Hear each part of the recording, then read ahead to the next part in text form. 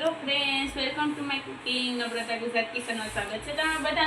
અને આજે હું લઈને આવી છું તે છે તે આપણે છે તે ઠંડા ભાતમાંથી આપણે બનાવવાના છે રેસીપી, અને વેસ્ટમાંથી બેસ્ટ એમ કહો તો પણ ચાલે તેવી આપણે આ રેસીપી લઈને આવ્યા છે. તે રેસીપીનું નામ છે કે ઠંડા ભાતમાંથી વડી પુલાવ બનાવવાની રીત. કે જ્યાં પુલાવ તો ઘણા લોકો બનાવતા હોય છે, બધાએ ખાધો પણ હશે, પણ આ રીતનું તમે ક્યારેય નહીં બનાવ્યું હોય કે ક્યારેય ખાધો નહીં એવો ટેસ્ટી અને છે તે બજારમાં છે તે આ રીતનો ક્યારેય મળતો પણ નહીં હોય હોટલોમાં ક્યાંય, એવો જ આપણે છે તે રેસ્ટોરન્ટ પર ક્યાંય પણ નહીં તમને જોવા મળે. તેવો જ આપણે છે તે ઘર બેઠે આપણે છે તે ઠંડા ભાતમાંથી આપણે વડી પુલાવ બનાવશું. તો વડી પુલાવનો વિડીયો છે તમે અંત સુધી જોતા રહેશો અને તમે ઘરે પણ બનાવશો, બધા આંગળા છાંટતા રહેશો છે અને છે તે તમારા વખાણ કરવાનું ભૂલશે જ નહીં. તો નવા હોય તો ચેનલને સબસ્ક્રાઈબ કરી દેજો અને લાઈક કરી દેજો. કોમેન્ટમાં બતાવજો તમને છે તે આ રેસીપી કેવી લાગી છે તે. આજે આપણે છે તે ઠંડા ભાતમાંથી છે તે આપણે બનાવવાના છે તે છે તે આપણે છે તે વડી પુલાવ બનાવશું. કેમ કે તમે ક્યારેય વડી પુલાવ નહીં ખાતો હોય તો આપણે ઠંડા ભાતમાંથી વડી પુલાવ કેમ બનાવો તે હું તમને બતાવીશ. તો તેના માટે થઈને અહીં આપણે છે તે 1 કપ આપણે ઠંડો ભાત લીધો છે અને તેની આપણે સામગ્રી અમે વડી પુલાવમાં કહીશું છે તે હું તમને બતાવીશું છું, તે પણ આપણે પરફેક્ટ માપ સાથે જોઈશું. તો તેના માટે આપણે 1 કપ છે તે આ રીતના ભાત લીધો છે. તો હવે તેની અંદર આપણે છે તે મસાલા આપણે જોઈ લઈશું કે આપણે તેમાં કયા મસાલા નાખવાના. તો મસાલામાં આપણે શું છે તે અહીં આપણે લઈ લીધા છે. તો તમે જોઈ શકો કેવા સરસ મજાના છે તે મસાલા લીધા છે તે. તો અહીં આપણે છે તે ટમેટાં લીધા છે સમારેલા ઝીણા, પછી કાંદા લીધા છે સમારેલ, અહીં આપણે છે તે મરચાંને પણ આ રીતના છે તે ઝીણા કટ કરી લીધા છે, તજ, બાદિયા, પછી આ લીલા ધાણા છે, આ છે તે મીઠો લીમડો આવે છે તે, રાઈ, જીરું, અને તેની સાથે આપણે છે તે એમાં મસાલો છે તે નાખવા માટે અહીં આપણે છે તે મીઠું, હિંગ, હળદર અને છે તે લાલ મરચું 2 ચમચી લીધું છે, બાકી બધી વસ્તુ છે તે 1 ચમચી લીધેલી છે. તો હવે છે તે આપણે આગળ કઈ રીતના કરવું તે આપણે જોઈ લઈશું. તો બધી સામગ્રી જોઈ લીધી. તો હવે જે તેમાં મેન છે તે છે તે આપણે વડી લેવાની છે. જે વડી છે તે તેને અત્યારે છે તે બજારમાં આસાનીથી છે તે મળી જતી હોય છે. તેમ તેને કહો કે પુલાવમાં નાખવાની વડી આપો એટલે છે તે આ વડી આપી જ દે છે. અને છે તે આ વડી છે તમે છે તે ઘરે પણ છે તે બનાવી શકાય છે. એમાં ઘર કરતાં આપણે છે તે દુકાનેથી લઈ લેવાય તો બેસ્ટ છે.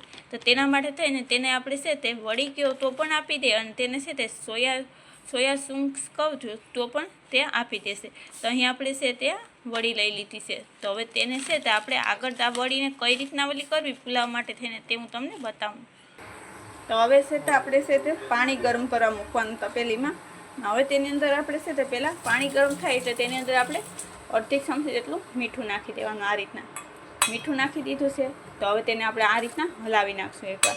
અને હવે તેની અંદર આપણે છે તે આપણે જે આ વડી છે તે લીધી છે તૈયાર તે નાખી દેવાની આ રીતના. હવે તેને છે તે મિક્સ કરી લેશું અને થોડીક વાર આપણે તેને રહેવા દેશું એટલે તે મોટી થઈ જશે. તો તેને છે તે 1-2 વખત છે તે અથવા 5 મિનિટ માટે થઈને તમે રહેવા દો એટલે છે તમારી પરફેક્ટ વડી છે તે ફૂલી જશે અને સડી પણ જશે. તો તેને આપણે છે તે 5-7 મિનિટ માટે થઈ અને આ રીતના આપણે ગેસ ઉપર રહેવા દેશું અને ગેસ આપણે ધીમી ફ્લેમ ઉપર રાખવાનું એટલે ફટાફટ આપણી વડી સડી જશે. તો 5 મિનિટ પછી આપણે જોઈ લેશું કે ક્યાં સુધીમાં તમે ચેનલને સબસ્ક્રાઈબ કરી દેજો. તો હવે તમે જોઈ શકો કે આપણી વડી છે તે કેવી સરસ મજાની છે તે આ રીતના ફૂલી ગઈ છે. હવે તેને આપણે છે તે ગેસને ઓફ કરીને નીચે ઉતારી લઈશું અને ઠંડુ થવા દઈએ. તો હવે તમે જોઈ શકો કે આપણે છે તેને નીચે ઉતારી લીધી. થોડીક એવી ઠંડી થાય પછી તેને આપણે છે આ રીતના છે તે જે સાણું આવે છે તેની અંદર નાખી દઈશું આ રીતે, એટલે પાણી બધી નીકળી જશે.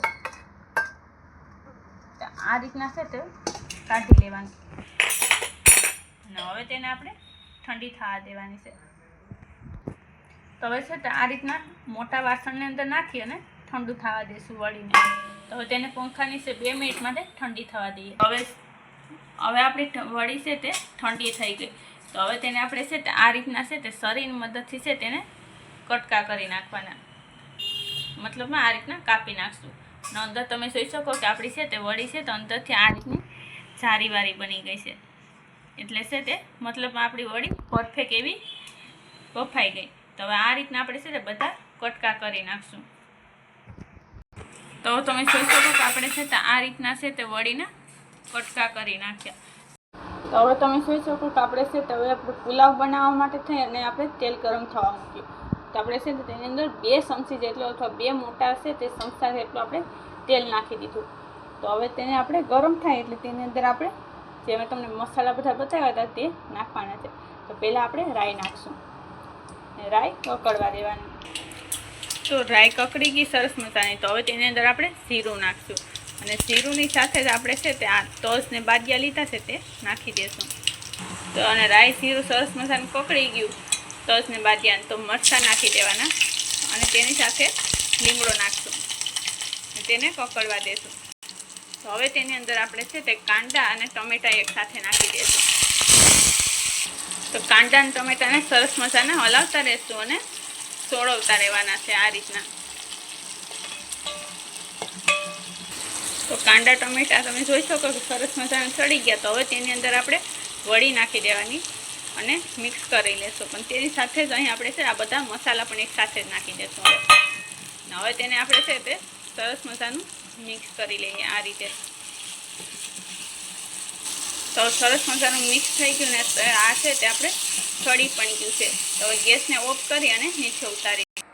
તો હવે આપણે તેને નીચે ઉતારી દીધું છે. તો હવે છે તો અહીં આપણે જે ઠંડો ભાત લીધો છે તે નાખી દઈશું આ રીતના. હવે તેની અંદર આપણે છે તો આ જે આપણે છે તે વઘાર કરેલો છે વડીને ટમેટા અને કાંદાને નાખીને મિક્સ પુલાવ રેડી થાય છે, વડી પુલાવ. તો આ રીતના મિક્સ કરી દેવાનું. અને હવે આપણે તેની અંદર જે વસ્તુ નાખવાની છે તે હું તમને આગળ બતાવું. તો આ રીતના સરસ મસાલાનું પહેલાં તો મિક્સ કરી દેવાનું. અને હવે તેની અંદર અહીં છે તો હવે આપણે લીલા ધાણા લીધા છે તે નાખી દઈશું આ રીતે. હવે તમે જોઈ શકો કે આપણો છે તે વડી પુલાવ રેડી થઈ ગયો. તો હવે તેને આપણે એક પ્લેટમાં કાઢી લેશું. તો આ રીતના આપણે છે તે સર્વ કરવા માટે થઈ અને એક પ્લેટની અંદર આપણે છે તે ઠંડા પાટમાંથી બનાવેલો વડી પુલાવ નાખી દઈશું. અને તમે છે તે ક્યારેય બજારમાં પણ નહીં જોયું હોય ને તેવો જ છે તો આપણો આ વડી પુલાવ બને છે. તમે જોઈ શકો કેવો સરસ મસાલાનો આપણો વડી પુલાવ બન્યો છે. તો આ રીતના ઠંડા ભાતમાંથી વડી પુલાવ તમે પણ ચોક્કસ બનાવશો. અને નવા હોય ને તો ચેનલને સબસ્ક્રાઈબ કરી દેજો અને લાઇક કરી દેજો. અને કોમેન્ટમાં બતાવજો તમે છે તો આ રીતના ક્યારે વડી પુલાવ બનાવ્યો છે કે નહીં તે ઠંડા ભાતનો. તો આપણો વેસ્ટમાંથી બેસ્ટ એવો વડી પુલાવ છે તે બની અને રેડી થઈ ગયો છે.